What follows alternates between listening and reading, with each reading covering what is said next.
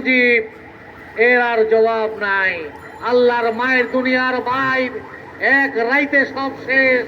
এই 1975 সালে এই যে 70-71 থেকে যে অবস্থান, সেই অবস্থান থেকে আওয়ামী লীগ সরে গিয়ে দেশের যেমন 12টা বাজিয়েছিল, বাংলাদেশের জনতাও তার দল এবং দেশের যারা ছিল তাদের 12টা বাজিয়ে দিয়েছে।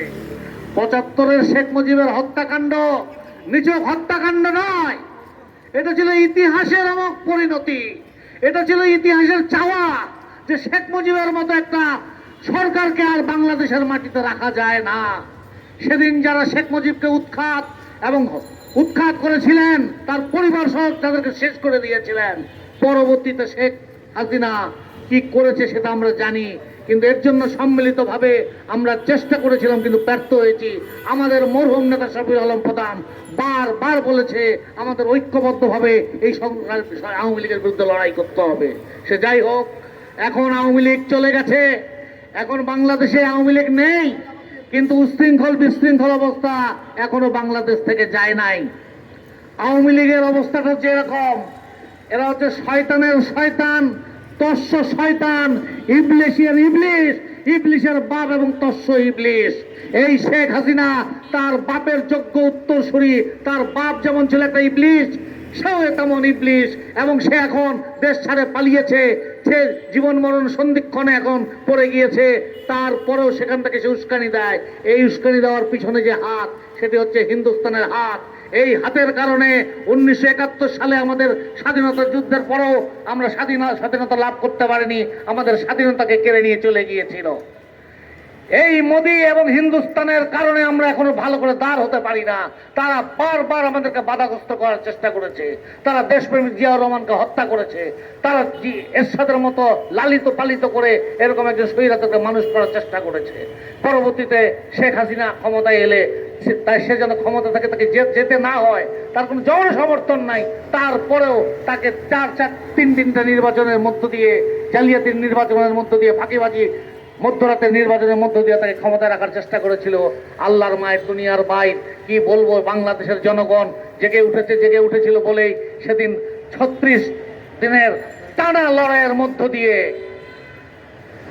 শেখ হাসিনার রিজমের খতম হয়ে গেছে। শেখ হাসিনা আর কোনোদিন ফিরে আসবে না।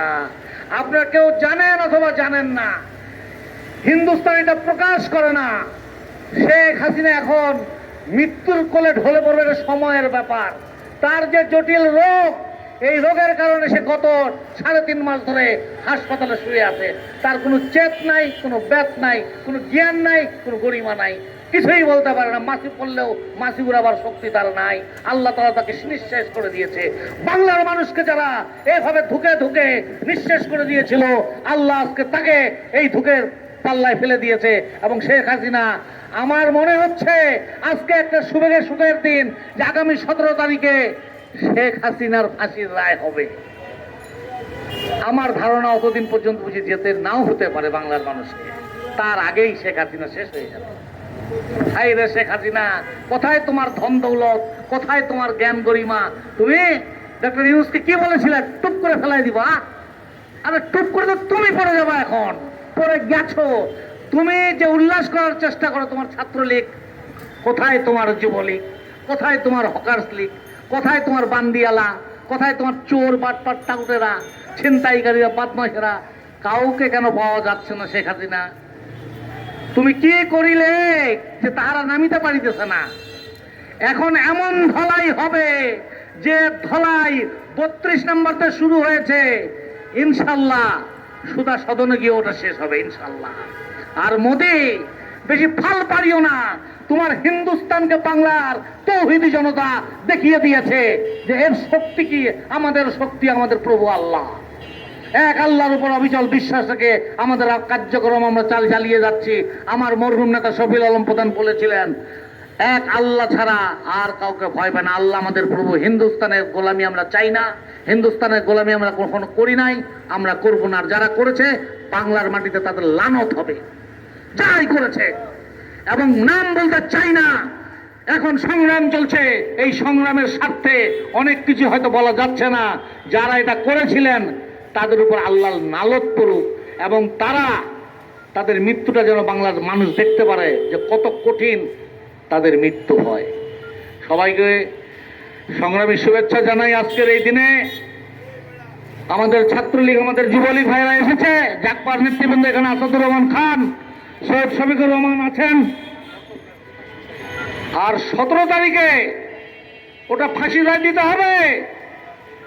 সেদিন কোনো হাঙ্কি বাঙ্কি করলে আমরা কি করতে পারি? আমরা ঝফিল আলম প্রধানের সৈনিক, এটা বাংলার মানুষ যারা দেখেছে তাদেরকে মনে রাখতে হবে। আমরা ফাঁসির রায় চাই, এছাড়া কোনো রায় আমরা মানি না। শুধু ফাঁসি আর ফাঁসি আর ফাঁসি। ফাঁসির রায় ছাড়া শেখ হাসিনার অন্য কোনো রায় বাংলার মানুষ মেনে নেবে না। আমরা সেদিন প্রস্তুত থাকবো।